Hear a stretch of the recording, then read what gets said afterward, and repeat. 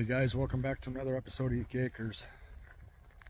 Had something tonight happen that was very, very strange.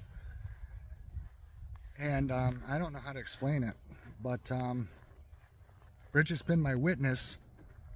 So if I am losing my mind, then she's losing it with me because I don't know what the hell happened tonight. But every once in a while, I go down to a restaurant that I've been going to for decades, you guys, many, many years. I used to go to this restaurant even back when my parents were alive, and my dad has been dead for 24 years.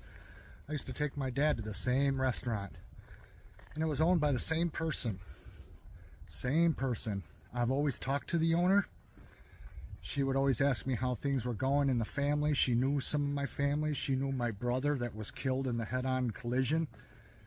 And when she learned about what happened to my brother shortly thereafter, when Bridget and I went down there to go out to dinner, she came up to me and gave me a hug and told me how sorry she was to learn that my brother was killed.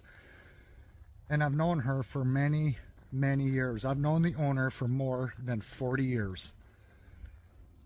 Back when my family first met the owner, she was just a waitress at another restaurant that was nearby, a restaurant that was owned by Mr. Sluga.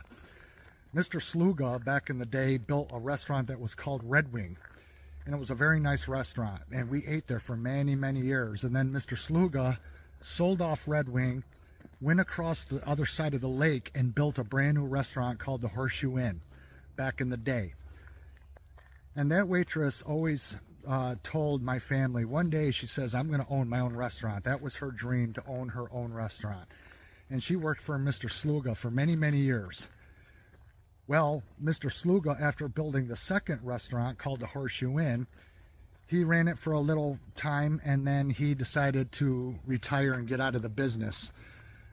And he wanted to retire down in Florida, and that was Brenda's opportunity to buy this secondary location from Mr. Sluga, because she worked for him at both restaurants. And she didn't get a chance to buy Red Wing, so when Mr. Sluga let the Horseshoe go, she took ownership of it. And after she took ownership of it, she has run it all the way up to this day. All the way up to this day. And I have talked with her countless times.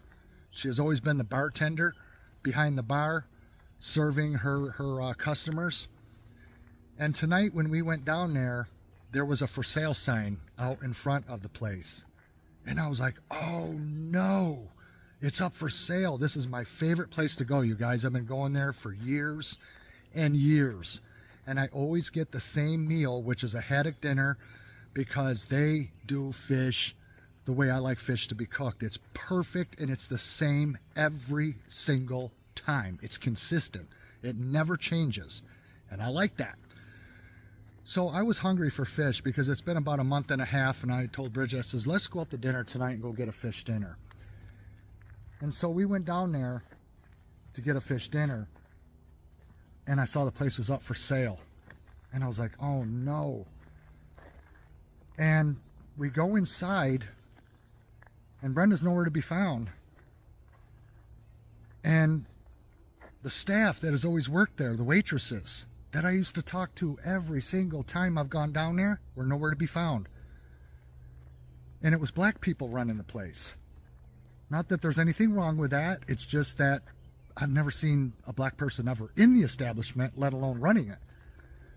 Very nice waiter. He was black, and he waited on us. He seated us. And our meal came out crazy fast. The fastest ever in all the years I've gone down there. I mean, it must have been like, I don't know, 5-10 minutes, and our meal was out there hot and ready, and it was fantastic.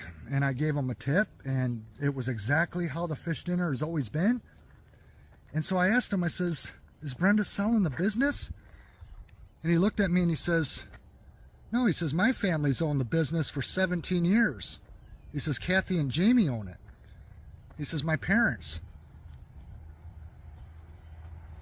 And I just looked at him like, what?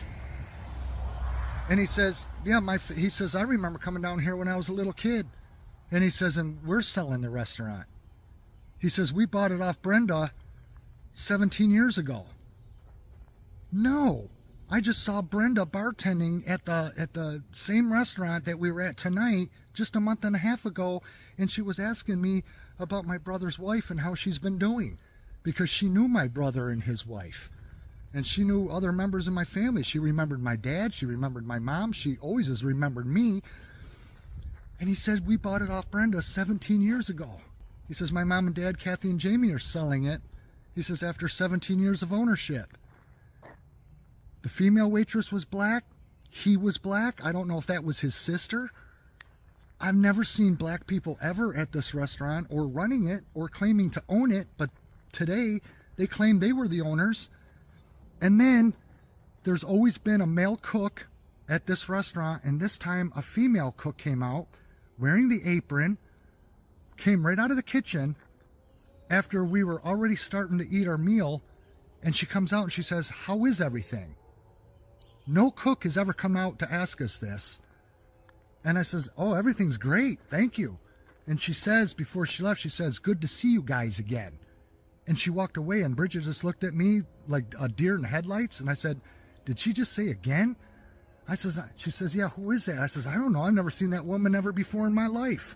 And I haven't. I swear to God, you guys, this is a true story.